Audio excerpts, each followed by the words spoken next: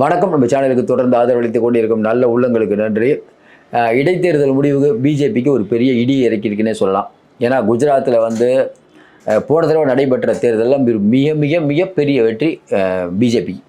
ஏன்னா தொடர்ச்சியாக வந்து மோடியிலேருந்து கேசுபாய் பட்டேலிருந்து பிஜேபி தான் ஆட்சியில் இருக்குது. இப்போ என்னங்க போன தடவை மட்டும் வெற்றியை கொண்டாடுறீங்க நீங்கள் அப்படின்னு கேட்டிங்கன்னா, போன தடவை பிஜேபி வந்து 156 சீட்டு ஜெயித்தாங்க 182.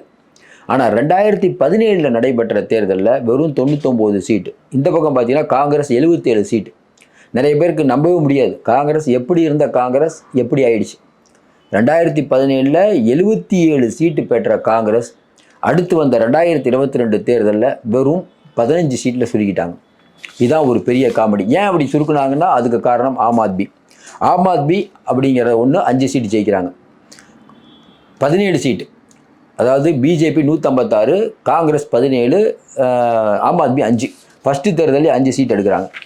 இப்படி போட்டிருக்கும் போது இன்றைக்கி வந்து அந்த விதாதர் தொகுதியில் வந்து இன்றைக்கி வந்து ஆம் ஆத்மி பெற்ற வெற்றி ரொம்ப முக்கியமான வெற்றியாக பார்க்கப்படுது. ஏன் அப்படி அந்த தொகுதி ஏன் முக்கியம்? இன்றைக்கி குஜராத்தில் எந்த சமூகம் நிறைய இருக்குது. குஜராத்தை ஏன்னா நிறைய பேர் நமக்கு வந்துன்னா குஜராத்னா பிஜேபி தான். பிஜேபி விட்டு யாரும் அங்கே ஜெயிக்க முடியாதுன்னு நினச்சிட்ருக்கோம். கொஞ்சம் யோசனை பாருங்கள், கேசுபாய் பட்டேலுக்கு முன்னாடி காங்கிரஸ் தான் ஆட்சியில் இருந்தது. கேசுபாய் பட்டேல் வராரு, அதுக்கப்புறம் மோடி வராரு, முடிசூடா மன்னனாக இருக்கார். இப்போ விமான விபத்தில் இருந்த ரொமோனி அவர் தான் வந்து 2022 அங்கே 17 சிஎம்மாக இருந்தார். இப்போ தொடர்ந்து பிஜேபி அங்கே ஜெயிக்க காரணம் அப்படி என்ன அங்கே அவங்க பண்ணியிருக்காங்க. எந்த சமூக மக்கள் அவங்கள ஆதரிச்சுட்டு இருந்தவங்க இப்போ பின்வாங்குறாங்க. வரக்கூடிய தேர்தலில், சட்டமன்ற தேர்தலில் ஆம் ஆத்மியும் காங்கிரஸும் ஒன்றா நின்றுச்சுன்னா எதிர்ப்பு ஓட்டுகள், பிஜேபியோட எதிர்ப்பு ஓட்டுகள் பிரியாமல் இருந்ததுன்னா கண்டிப்பாக பிஜேபி தோற்கடிக்கப்படும். ரிசல்ட்டே அப்படி தான் வருது. போன தடவையும் அதுதான் ரிசல்ட்டு. ஆம் ஆத்மி வந்ததில்லை, வந்த உடனே ஆம் ஆத்மியும் காங்கிரஸும் ஒன்று சேர்ந்து இருந்ததுன்னா பிஜேபியை தூக்கி விளாசி இருக்கலாம். சரி, இந்த வெற்றியை பார்த்தோன்னா நிறைய பேர் நினைக்கிறாங்க, இல்லைங்க அப்போ வந்து ஆம் ஆத்மி தான் முதலமைச்சர் வேட்பாளர், காங்கிரஸ் வந்து கொஞ்சம் டவுனில் இருக்குது அப்படின்னா அதுதான் இல்லை. இப்போ இந்த விதாதர் தொகுதியில் கூட பார்த்தீங்கன்னா போன தடவை நின்னார்ல யார், போன தடவை ஜெயிச்சது ஆம் ஆத்மி தான். 2022 5 சீட்டு ஜெயிக்கிறாங்க ஆம் ஆத்மி. அதில் ஒன்று தான் இந்த தொகுதி. அதில் ஜெயித்தவர் பேர் யார் பேர் அப்படின்னு பார்த்தீங்கன்னா பூபேந்திர பாய் பதானி. அவர் தான் 2022 ஆம் ஆத்மி சார்பில் நின்று ஜெயித்தவர். இந்த பூபேந்திர பாய் பதானி என்ன பண்ணுறாரு, பிஜேபி என்ன பண்ணிச்சு, பிஜேபிக்கு போயிட்டார், வாங்கிட்டாங்க, அவ்வளோதான். அப்போ பூபேந்திர பதானி போன உடனே அந்த இடத்துல எம்எல்ஏ எலெக்ஷன் வருது, இடைத்தேர்தல் வருது. இப்போ அதான் இடைத்தேர்தல். கண்டிப்பாக இந்த இடத்துல ஜெயிச்சு ஆகணும்னு பிஜேபி மொத்த மிஷினரி இறக்கி விட்டாங்க. இன்னொரு பக்கம் ஆம் ஆத்மி இழந்த செல்வாக்கை மீட்கணும். ஏற்கனவே ஆம் ஆத்மி வந்து ரொம்ப பேர் போயிட்டுருக்குது, கெஜ்ரிவால் எங்கேயுமே தெரியல. அப்போ மொத்த படையும் இறக்கி விட்றாரு. யார், மணிஷ் சிசோடியா ஆகட்டும், கோபால் ராய் ஆகட்டும், எல்லாத்தையும் இறக்கி விட்றாரு. இறக்கி விட்டு பார்த்தீங்கன்னா 17,000 வாக்கு வித்தியாசத்தில் இன்றைக்கி வந்து கோபால் இத்தாலியா அப்படிங்கிறவர் ஜெயிக்கிறார். யார், ஆம் ஆத்மி கேண்டிடேட். இது வந்து ஆம் ஆத்மிக்கு ஒரு உத்வேகத்தை ஏற்படுத்தியிருக்கு. நீங்கள் தொடர்ச்சியாக வந்து குஜராத்தோட ஹிஸ்ட்ரி எடுத்து பார்த்தீங்கன்னா Congress BJP neck to neck ஃபைட்டாக தான் இருந்தது. எப்போ இந்த காங்கிரஸ் அப்படிங்கிறது டவுன் ஆக ஆரம்பிச்சதுன்னா மோடி அவர்கள் வந்து 2வது பீரியட்லேயே காங்கிரஸ் வந்து டவுன் ஆக ஆரம்பிச்சது. ஏன்னா காங்கிரஸில் இருக்கக்கூடிய நிறைய பேர் விலைக்கு வாங்கினாங்க. காங்கிரஸே ஒன்று இருக்கா அப்படின்னு கேட்குற அளவுக்காக அந்த சம்பவங்கள்லாம் நடந்தது. இது காங்கிரஸ் மீண்டும் பலவீனமாச்சு. இப்படிப்பட்ட சூழ்நிலையில் காங்கிரஸில் ராகுல் காந்தி வந்து பாரத் ஜோடோ யாத்திரை, அது ஒரு பெரிய புத்துணர்ச்சி ஏற்படுத்தியது காங்கிரஸுக்குள்ளே. அதில் மாற்று கருத்தே இல்லை.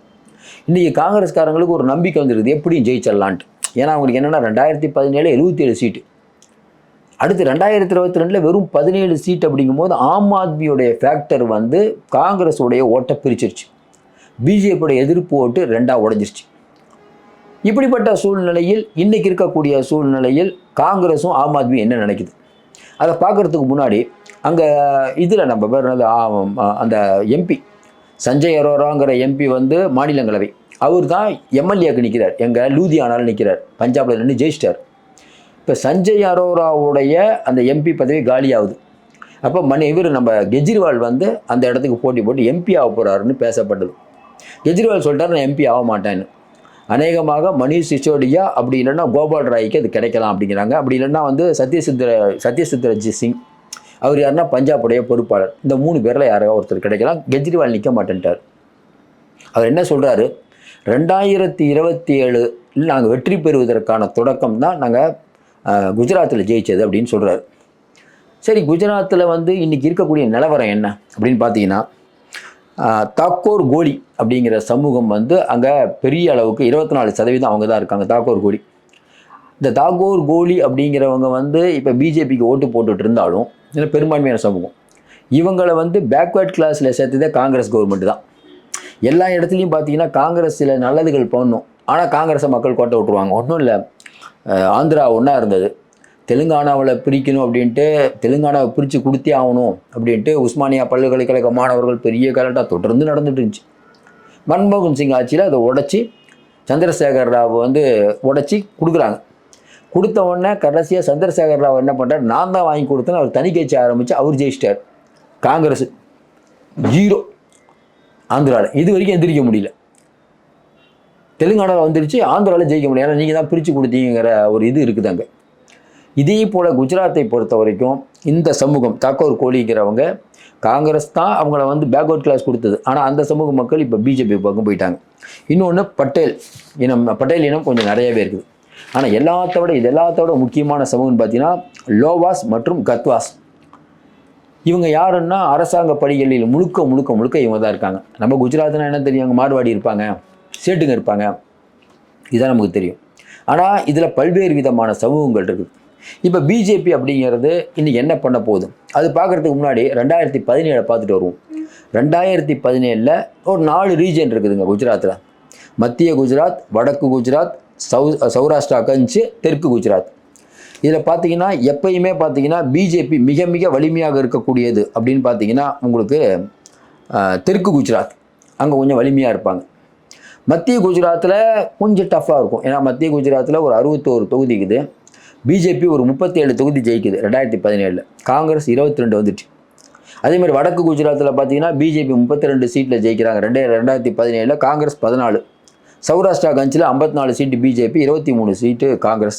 தெற்கு குஜராத்தில் 35 சீட்டு பிஜேபி, 25 சீட்டு காங்கிரஸ். இப்போ என்ன வந்து சமூக ரீதியாக எப்படி இன்றைக்கி பிளவுபட்டு இருக்குது அப்படின்னு பார்த்தீங்கன்னா, எப்பயுமே தெரியும் உங்களுக்கு, இஸ்லாமியர்கள் மற்றவங்கெல்லாம் வந்து காங்கிரஸ் ஓட்டு போடுவாங்க. ஆட்சி அப்படிங்கிற ஒரு ஆட்சி, பிஜேபி ஆட்சி அப்படிங்கிறது வந்து ரொம்ப மக்கள் சௌக்கியமாக இருக்காங்கங்கிற நிலைமை இன்றைக்கி குஜராத்தில் இல்லை. ஏன்னா ஜிடிபி அவ்வளோ சொல்லிக்கிற மாதிரி இல்லை. எல்லோரும் சொல்கிறாங்கல்ல, நம்ம வந்து குஜராத்தில் வந்து தொழில் வளம் அப்படி வளம் எல்லாம் இருக்குது, ஓகே. இன்றைக்கி பெரும்பாலான வாக்குறுதிகள் இதுவரை நிறைவேற்றப்படவில்லை. இப்போ ஒன்றும் இல்லை, சட்டசபையில் இடைத்தேர்தல் நடக்கும்போது எப்படிங்க நடக்கும் யோசனை. இப்போ இடைத்தேர்தல் எப்படி பிஜேபி பொது தேர்தலே எப்படி அணுகும் நமக்கு தெரியும். இடைத்தேர்தல் எப்படி அணுகுவாங்க, முழுக்க ஆளுங்களை போட்டு எல்லாம் நெக் வேலை பார்ப்பாங்க. அப்படி பார்த்தே பிஜேபி 17,000 ஓட்டை தோக்குதுன்னா மக்கள்கிட்ட போதும் பிஜேபிங்கிற எண்ணம் வந்துட்டு தான் உணர்றோம். ஏன்னா ஒரு தொகுதியில் ஆம் ஆத்மியில் இருக்க ஒருத்தரை தூக்குறீங்க, உங்கள் கட்சிக்கு தூக்கிட்டு நிற்கிறீங்க, நீங்கள் தோக்குறீங்க.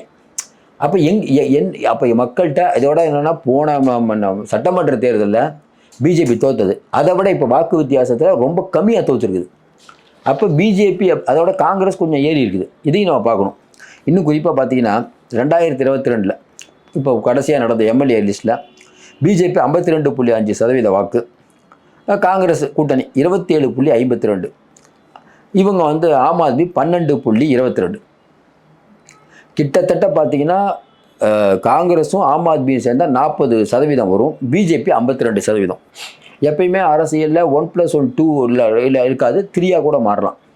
இப்போ இந்த 2 பேரும் சேர்ந்து ஆம் ஆத்மியும் பிஜேபியும் சேர்ந்தால் ஈஸியாக இன்றைக்கி வந்து பிஜேபி அப்புறப்படுத்திட முடியும். ஏற்கனவே பார்த்தீங்கன்னா பிஜேபிக்கு மொத்தம் 182 சீட்டில் 156 வராங்க. மொத்தமாக இன்றைக்கி இருக்கக்கூடிய நிலவரத்தில் பல தொகுதிகளில் இப்போ பல கருத்து கணிப்புகள் வந்தாலும் எல்லாரும் பெரும்பான்மையும் சொன்னது என்னென்னா பிஜேபி தான் ஜெயிக்கும்னு குஜராத்தில் சொல்லுவாங்க. அதுக்கு காரணம் என்ன அவங்க சொல்லுவாங்கன்னா, தமிழ்நாடு மாதிரி தான், கூட்டணி இல்லைங்க, கூட்டணி படம் இல்லைங்க, எல்லாம் கூட்டணி இல்லாமல் பிஜேபி கரெக்டாகுது, ஆம் ஆத்மி இப்போ ஓட்டை பிரிக்கிறாங்க. பெரும்பாலும் இளைஞர்கள் படித்தவங்க மத்தியில் ஆம் ஆத்மி ஃபேமஸ் ஆகிட்டு இருக்கு. அப்போ ஆம் ஆத்மி காங்கிரஸ் இந்த இருவரும் ஒன்றாக இருந்தால் வரக்கூடிய தேர்தலில் கண்டிப்பாக வெற்றி. ஒருவேளை டெல்லியில் இருக்கிற மாதிரி மறுபடியும் அரவிந்த் கெஜ்ரிவால் வீம்பு பிடிச்சிட்டு இல்லை காங்கிரஸுக்கு தான் நான் கொடுக்க மாட்டேன், நான் இப்படியே தான் இருப்பேன்னு தெரிஞ்சால், சொல்லப்போனால் பஞ்சாப்லேயே பிரச்சனை வருங்கிறாங்க. இப்போ வரக்கூடிய இப்போ சட்டமன்ற தேர்தல் நடந்தது, இதில் பார்த்தீங்கன்னா ஆம் ஆத்மி ஜெயிக்குது. பின்னாடி பிஜேபி வருது. பிஜேபிக்கும் காங்கிரஸுக்கும் வித்தியாசம்னா வெறும் 5000 தான். அப்போ காங்கிரஸ் நெக் டு நெக் ஃபைட்டை கொடுத்துட்டு இருக்குது. அப்போ மறுபடியும் பஞ்சாபில் வந்து இன்றைக்கி வந்து ஆம் ஆத்மியும் காங்கிரஸும் சேரலைன்னா பிஜேபிக்கு தான் கொண்டாட்டம். அதை ஆம் ஆத்மி உணருமா இல்லையா நமக்கு தெரியல. ஏன்னா இன்றைக்கி இருக்கக்கூடிய குஜராத்தில் கைப்பிடிக்கணும். டெல்லியில் விட்டுட்டீங்க. டெல்லியில் எதனால் விட்டீங்க? காங்கிரஸும் நீங்களும் சேர்ந்துருந்தால் ஈஸியாக தூக்கி போட்டுருலாம் பிஜேபியை. நான் தான் கிங்குன்னீங்க, கடைசியாக நீங்கள் வீட்டில் உட்காந்துருக்கீங்க.